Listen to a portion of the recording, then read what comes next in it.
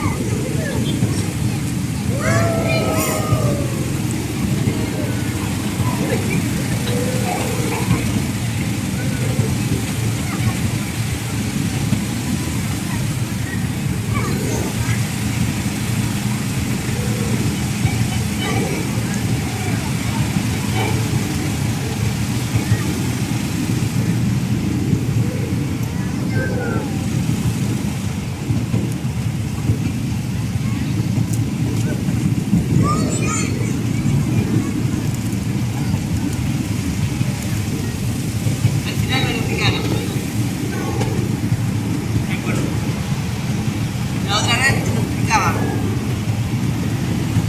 Dimos una vuelta. No mucho. Sí. Lo que pasa es que también hay mucha gente que mueve así muy rápido. Que si se mueve me caigo.